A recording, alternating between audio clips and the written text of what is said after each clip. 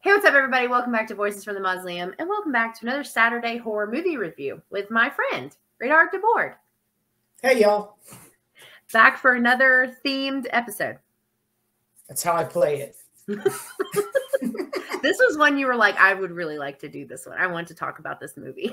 I really like this one, and I feel like it's in the same category. Well, not the same kind of thing, but it's on that same kind of level as Sleepaway Camp, where it's like it's good enough to where people mention it every once in a while, but no one's like, "Oh yeah, you gotta watch this." No, I'm inclined to agree. I think this time of year is probably when you see it more than any other time because people just don't really talk about it too much. So. Right. Well, and it's tailored for this specific part of the year. Yeah.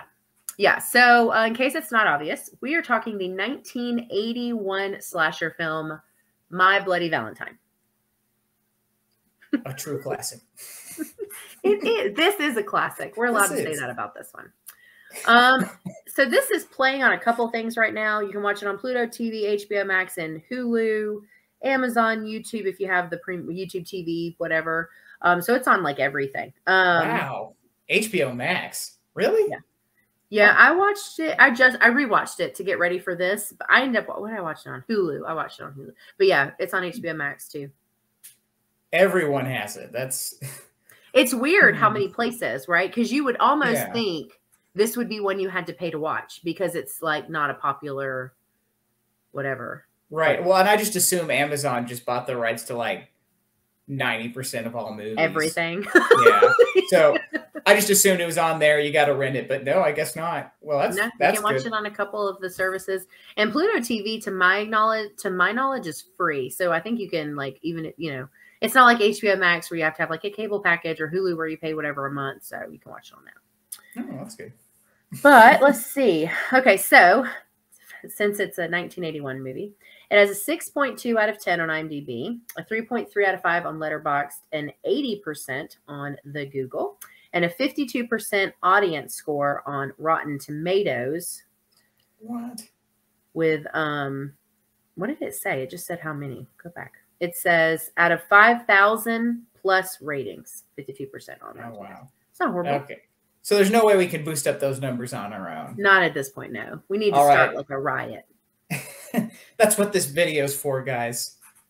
Yes. So this came out. The original release date, of course, was February 13th, 1981. And the short synopsis says, friends defy the rules of a legendary murderer and discover he is real when they start celebrating Valentine's Day.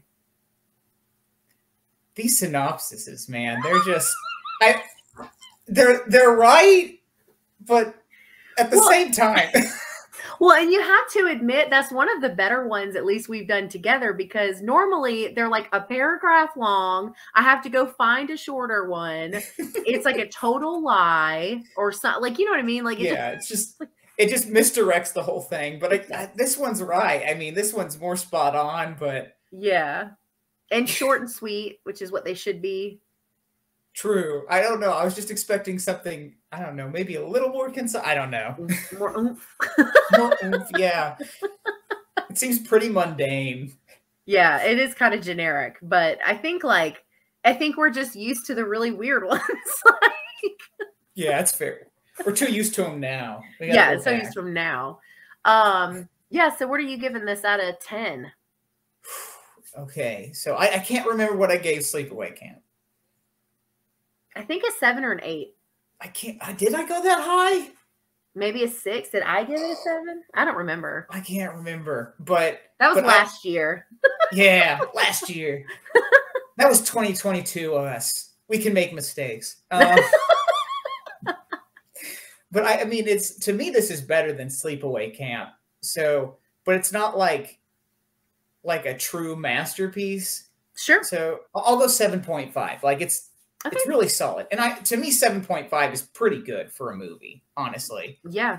I mean, that's above average. Yeah, of course. Yeah, Yeah, so I'm pretty close to that. I would give this like a 7. Okay, yeah, so that's fair, Yeah, I mean, I think I think that, yeah, well, and it's like I say this all the time now, but like also thinking comparatively, like a 7 for a 1981 film is not the same as a 7 for a 2022 film. You know what I mean? Like it's just different. They're graded very differently. They have very different things to offer simply because of the time frame they were made in. So, well, it's getting so much like the gap between like now movies and then keeps getting bigger and bigger. I know what you mean. Yeah. It's like this is 40 years ago. 40 years ago. I don't like that at all. I know, I don't like it either. But.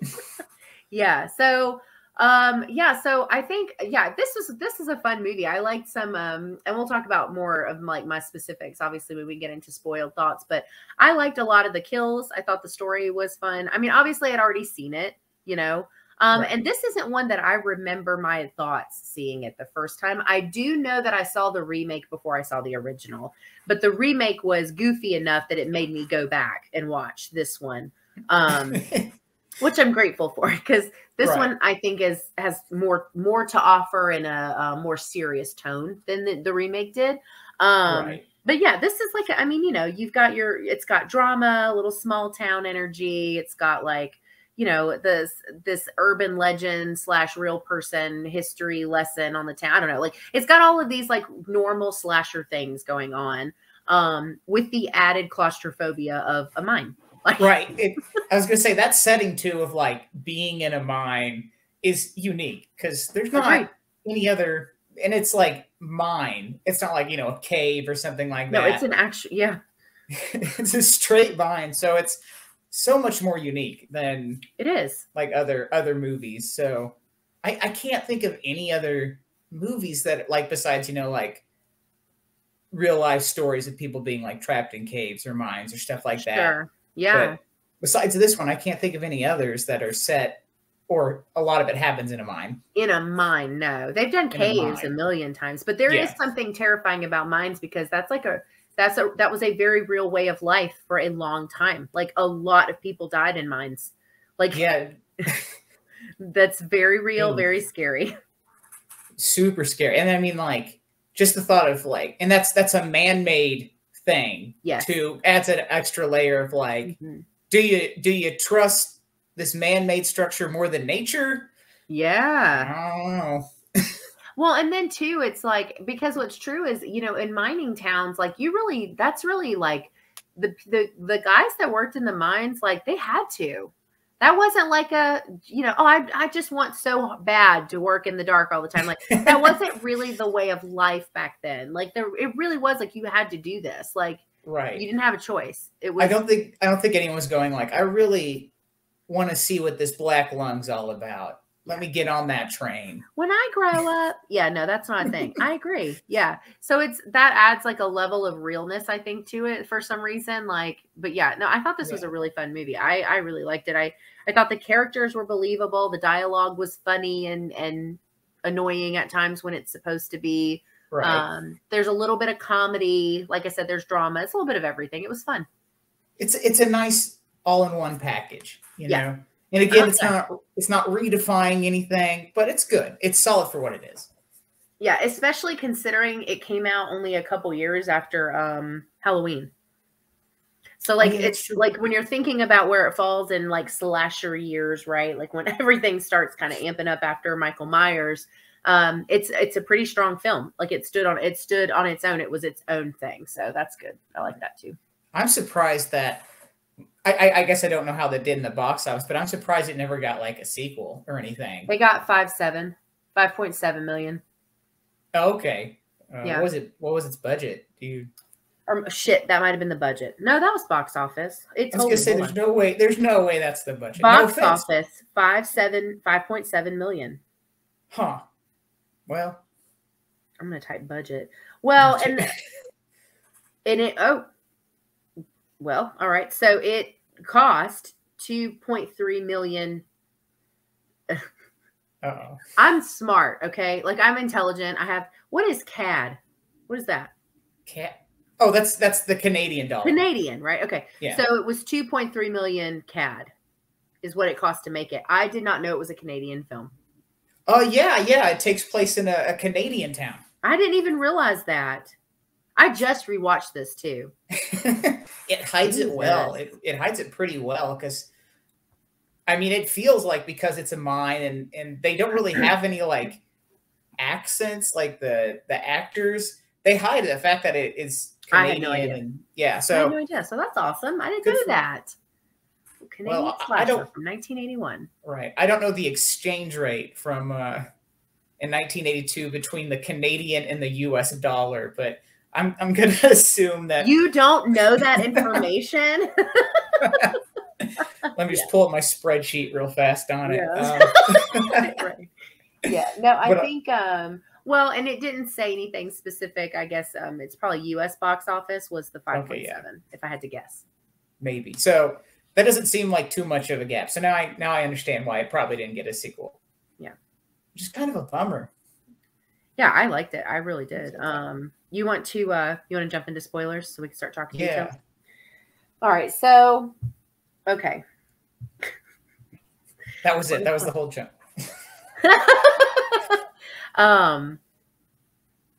So I don't remember, again, like rewatching this for the first time, like what my thoughts were, but I do think going back for, You froze for a second there. Oh. Am I good now? Yeah, you're good now though. You're good now. Okay, good. All right, I'm gonna start that thought over. I don't, like I said before, like I don't remember when I watched this before yesterday. Like I don't know. Right. I don't remember what my thoughts were when I first watched it. But I do think it hides the ending pretty well. It does a good job. I remember like I had watched it when I was a kid, in high school. 6 years old, right? Yeah, 6 years old. Best movie to watch at time frame. But I watched it in high school because that's when the remake came out. Yes. When I was in high school. So I watched the original one then and then like kind of forgot about it and didn't watch it until I was like almost out of college. So like a 7-8 year gap there. Yeah. And then I forgotten it. And I remember rewatching it and going like, who's the killer again? And trying to figure it out and going, I couldn't remember either. No, you're dead on. I couldn't remember either. Yeah. I was like, I know that we know who it is, but I couldn't remember who it was. I remember. I seriously, I was thinking the same thing yesterday when I was watching it. Yeah, I was just like, I should know who it is, but yet I couldn't remember. They do a good job of. They hide it. They hide it really well.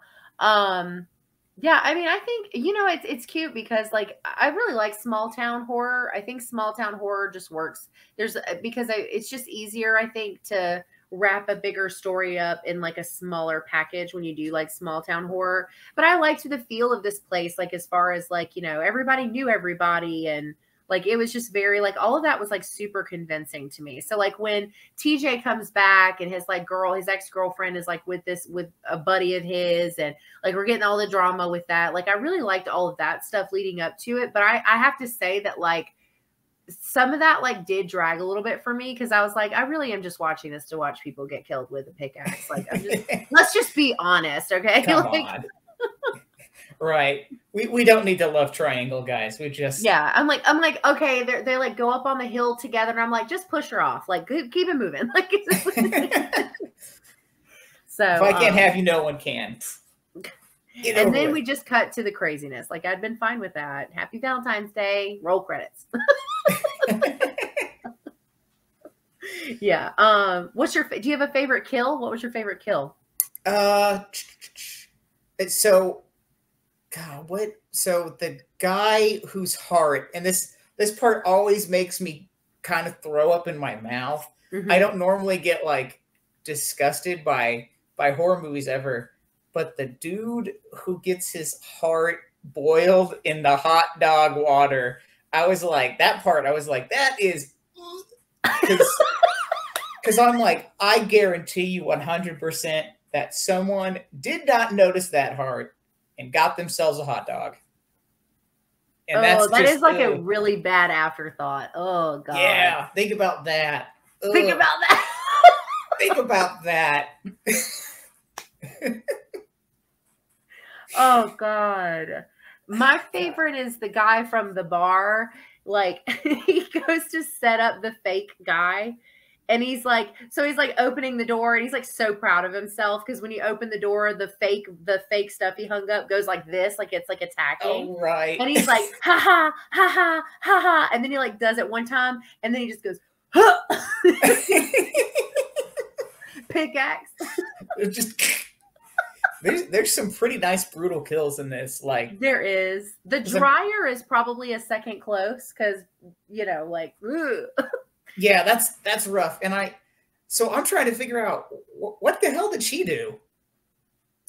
Yeah, I guess that's a good question because there's supposed to be a reason for the massacring, I guess. Right. Because like the kiddos are having the dance and like the killer's like, hey, don't have this dance or I'm going to start killing people. But it's like, but why the laundromat owner? That's true. Well, wasn't she also like somebody else too, though? She was over the dance, wasn't she, or something? Like she was like part of the.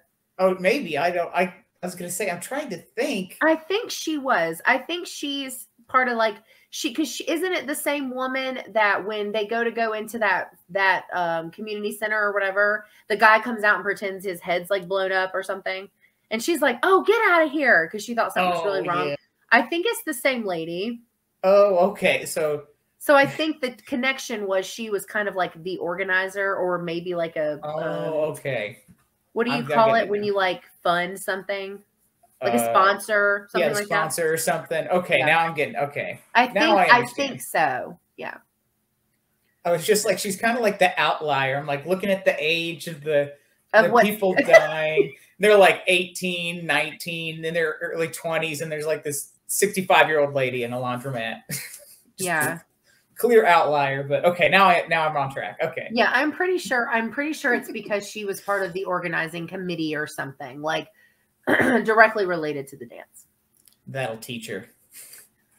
Yeah, that scene is like, because I've seen you know, no, I guess not quite the same thing, but like anything kind of like that where there's like a small space like that where a body is put or something, like microwaves, laundry machines, like anything like that is like an instant it'll creep out for you. Yeah, I think it's the claustrophobia part too. It's not just like somebody shoving an adult-sized body into one of those dryers. I mean, those are like before we had the ones that we have now. Right. And those are like laundromat dryers too. So they're like probably even smaller. And then it's like industrial heat. It's like, ugh. Yeah, because their skin's like all burnt and everything too. It's like kind of like Freddy Krueger. Yeah. You know, now that I think about it, if you poorly describe this movie, it's basically just like a really extreme version of Footloose. I'm just not thinking about it because the killer just doesn't want anyone dancing in his town. That could be your next TikTok series. You could compare a normal movie and then give like the horror version of it. There you go. Oh my God. Oh, that's so funny. Oh shit, that's funny. Yeah, no one's dancing in this town. I feel like you have to. There's got to be more out there you can do. Like that's like that. Surely. Where you take like a normal movie and then like a horror movie and go like, this is what it is. Like poorly explain it. Oh my God. Yeah. The kills for this to be, 1981, I felt like, and of course I think everybody knows this. Practical effects always hold up better anyway. Like CGI ages horribly, right? Because really the technology changes so much. But like all of the practical effects looked great. Even the cheesy ass blood looked, I'm fine with it. The hearts, like all of that. When he reaches into the chest cavity and pulls out that little paper heart, I was like, ugh. Like kids cut those out. You know what I mean? Like there's just something so like obscurely not like, it's like robbing innocence from this like simple thing of like doing Valentine's Day cards, but it was just like ugh. I think that also like him taking out the hearts just adds that extra nice layer to it too. It does. Yeah. Yeah, that was a great idea from a writing standpoint for sure. I like that too. I was going to say that makes total sense to do it. Like, God. Yeah. The only kill, I guess, well, besides Until You Set Me Straight on the woman who owns the dry cleaners, but the only other kill I was like, what is this doing in here? Is the very first kill in the film where it's like the almost sex scene. Is that what you're talking about? Like yeah, where she gets stabbed literally in the tattoo heart. Yeah, and it's like just the killer, like in his killer outfit, like his full mining gear with his gas mask on. And I'm like, are you turned on by this? Is this your thing? The weird, you know what was awkward was like sitting there for the 2 minutes where she's like stroking the tube that goes out. I was like, I don't remember this. It gets me every time, but I'm like, I don't kink shame, but that one's a little weird. I'm not gonna lie, that one's a little weird. Didn't know that was a fetish, but I don't know what the point of it. Yeah, because we also don't know when that happens, right? Well, because that heart gets sent to the sheriff, right? Like at the I guess sure. So it really is kind of like the start of So if that's the case, then I mean, I don't know. I mean, if Axel is dating that girl already, like that, I don't know. That didn't make any sense. That's weird. Yeah, but that whole scene was so uncomfortable, and I didn't remember it. So like she goes to like take the mask off, and he's like.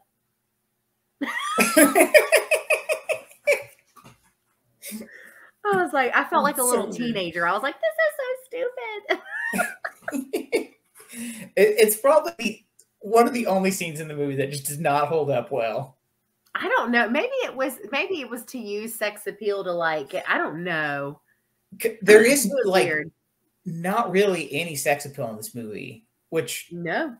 I mean, there's nothing wrong with that either, you know. It's actually kind of surprising when you think about it, though, because it is about a bunch of teenage lovebirds.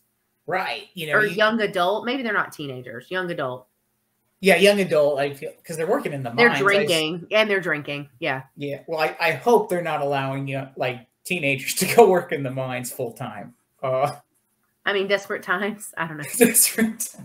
Canada, you got some explaining to do. All right. Yeah, let's pause this conversation and let's actually go figure this out. let's find out. Yeah, I thought this was a fun movie. I think I'm going to be talking about the remake. Yeah. For February as well. And I'm like, it's just not as good. So it'll be an interesting thing to like revisit it because I haven't seen it since it came out. That's pretty.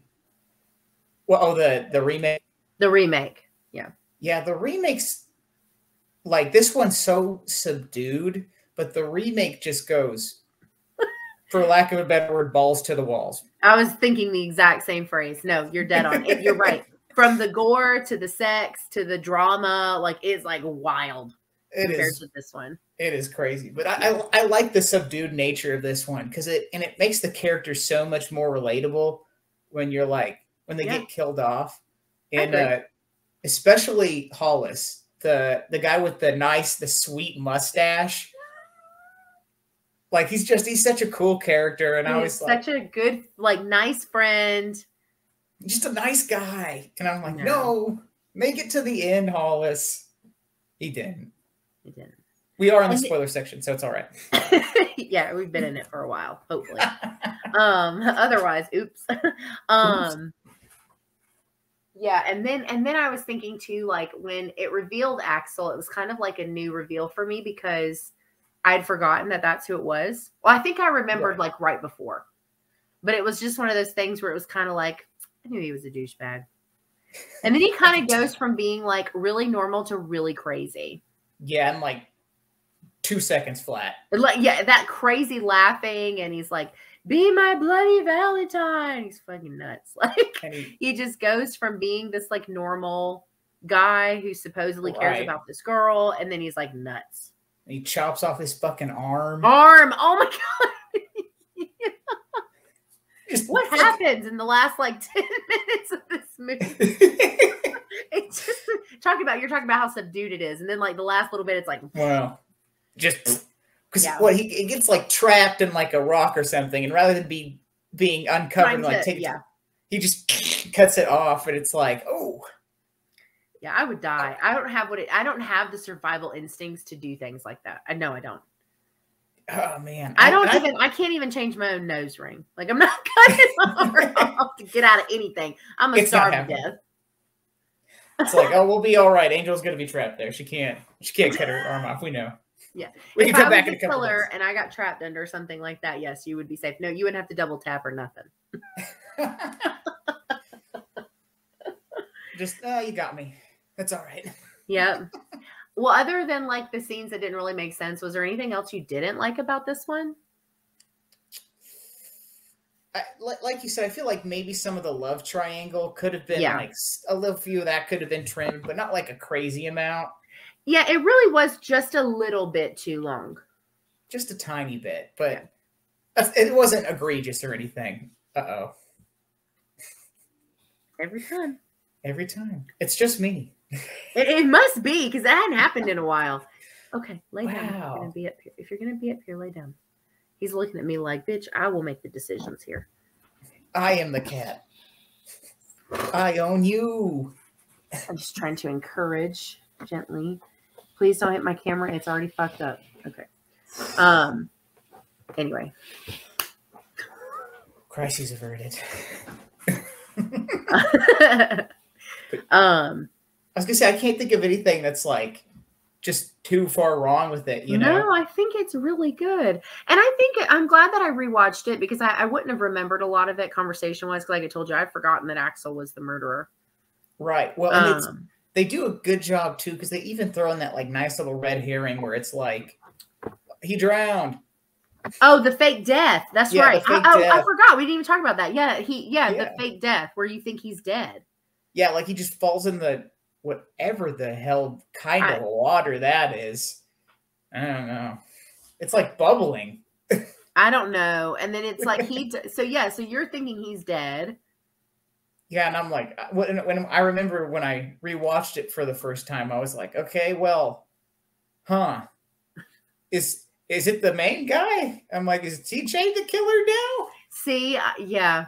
Yeah, I'm like, who the hell else could it be? Well, because you already know that it's not Harry whatever, because he'd be like 1 million years old. Right, he'd be super old. And they do try to they hold that up well. You know, you've got the phone call that they make to the what is it, like the asylum or wherever it was he was supposed to be locked up, or was at some point was being treated somewhere or something. And they're like, we don't have any record of him. So like they did a pretty good job of like adding in those little things here or there to kind of make you question, you know, what we're really dealing with here. You know, is Harry Warden really the supernatural kind of killer? Yeah, Harry Warden. Yeah, but nope, psych. Yeah. I think that was well done though. I really do. No. I mean, from a twist perspective, I thought it was pretty well done. It was pretty nice, you know, and I like the reveal of like, oh yeah, Harry Warden scarred Axel when Axel was a kid, because his dad was one of the ones that got killed. Which more than anything, Axel's dad, kind of a bad supervisor because he just left him there. Yeah, he was one of the ones that abandoned. Yeah, abandoned the miners. So it's before making sure it was safe. Yeah, that's right. It's like, you're not completely blameless. That's right. And then he's like, oh, I'll see you in hell, Harry, I'm coming. And he's like, he really did go off the like deep end. I guess faking your own death will change a person. I don't know. He just got kind of crazy at the end. But no, I mean, I liked it. I thought it was good. I'm glad that I revisited. I hadn't seen it in a really long time. And I like slashers. I genuinely do. So it's nice to go back to some roots of slashers. You know what I mean? Like the older ones. Some of the older ones, yeah. And I would be remiss if I did not mention the ballad of Harry Warden that plays at the end of this movie. My God. You are so funny about your music stuff. It's a good one. It's a good song. What was it you said? You said that Angela's music, what did you say? Angela's theme song claps. It slaps. It slaps. That's it. Great. I'm not up to date on lingo. Slaps. It slaps. This one is, as the kids say, fire. The Ballad of Henry Warden is fire, y'all. Oh my God. 3 fire emojis. 3 fire emojis. It's good. Yeah. I don't know. There's just something about it. It just fits the mood of the movie pretty well. No, I definitely agree with that. It does. Yeah. No, that's true. That's funny. Yeah, I liked it. I think people, we all need to be revisiting some of these, with all these like redos and continuations coming up, we've had the new Halloween, we had a new Scream, we're about to have another new Scream. We're getting a Camp Crystal Lake series. Like, are we? Ooh. Yeah. All these, like, is it HBO? I can't remember who's doing it, but yeah, supposedly that's a thing. So, we're kind of getting these like newer stuff. It's nice to go back to the comfort stuff, the stuff that, we grew up watching or we watched as we got a little bit older or whatever. Right. And it's kind of cool going back to some stuff like this. And like, it's like a hidden gem too. It is. It doesn't get talked about as much. We know it did get a remake. Yeah. It got a remake, but I mean, I thought there was another movie. Are you sure that there's not? I don't think so. I mean, I could be wrong. I don't know. I'm not up to date. I don't have Google alerts for My Bloody Valentine on my phone. Well, why the hell not? That's right. The remake was in 3D. Oh, I forgot about that. Oof. Yes. I forgot about it being in 3D. Man. Oh, well, have fun watching that one. Yeah. No, there's no My Bloody Valentine 2. You're right. Yeah. That's a bummer. But yeah, like one of these hidden gems that's like, it's a solid movie put together and it just doesn't get talked about as much. I agree. I love revisiting these sort of movies. Yeah. I mean, yeah, because and we've done, all of our movies have been older because we did Sleepaway Camp, Black Christmas, and then now this one. Yeah. Older ones for sure. And I mean, there's nothing wrong with that either. You know? There's so much of it too. And Sleepaway Camp was a first watch for me. So there you go. See? So, I mean, it's good to go back to the older stuff. And there's tons of stuff I still haven't seen that are classics that I need to see. But this one's a good one. What, like, and like overlooked ones too, like The Changeling or The Exorcist 3. The Exorcist 3 is a really good one. The Changeling scared the shit out of me the first time I saw it. That scene with the ball. The ball. It's a great scene. Great scene. That's another one you guys should go watch. I'm out. I'm burning the house down. I'm out. Burning the house down. Well, whoa. Spoilers. Sorry. Well, technically unintentional. Unintentional spoilers. Because that's technically my response to anything paranormal is just burn it, set it on fire. Does it count as a spoiler if it's for like a different film that we're not covering? But we're in the spoiler section? I cheat when it comes to that. When someone's like, oh, it's spoilers, I'm like, no, we already said it was spoiler section. Sorry, guys. You can't get mad. I said spoilers. You just don't know what I'm going to spoil. Lenny dies and a mice him in. George kills Lenny. Oh my God.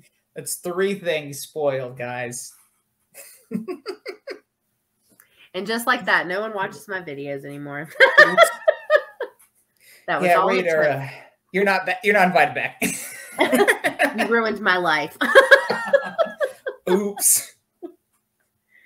This is a good one. I like this one. I did it today actually with what's the Johnny Depp movie, like early 2000s. It's like it has the word window in it. Secret. Thank you. Yeah, and I walked in and my fiance has it on, and I get it mixed up with like a few other movies, and I'm like, is this the one where he's crazy at the end? And she's like, well, like, really? It was like, I guess. And then she turned it off. I went, oops. Come on. I thought she had seen it. My dad does this thing where he tells me about movies and shows. And he's like, well, I'm not going to tell you everything, but just let me tell you this like one thing. And I'm like, yeah, I know where this is going to go. You're going to end up keep talking. You're going to accidentally say some shit that's important that I don't know because I haven't watched it yet. and then bam, you're not going to be able to enjoy it. Nope, because now I know all the secrets. C'est la vie. Well, let's see. So when is this going to go out? I don't even know. I think the live that we're going to do in February is going to be after this. So that'll be. Oh, yes. I forgot about that. So don't forget about that. Maybe that should be our subject. Maybe we should talk about old horror movies. Yeah. Hey, I'm up for that. Like 17 different old horror movies. Yeah. Just old ones. Just the older ones. That's it. That's the tagline. Old horror movies. Let's see how many people we can piss off with that. All right. We're going to talk about Scream for an hour now. That's like one of my favorite franchises. It's a quarter of a century old. Why do you have to put it like that? Well, that's the truth. You're the worst. Actually, it's older than that, but oh my God. Anyway, that's our thoughts on the 1981 slasher, My Bloody Valentine. If you enjoy these stupid shenanigans between myself and Radar, he will be back for my February live where we will be talking maybe old movie. We don't know yet. We'll figure it out, but probably. It'll be fun time. It'll be fun. Anyway, so. Well, thank you guys so much for watching this episode of Saturday Horror Movie Reviews. Have a good rest of your weekend. Enjoy your week coming up, and we'll see you in the next one.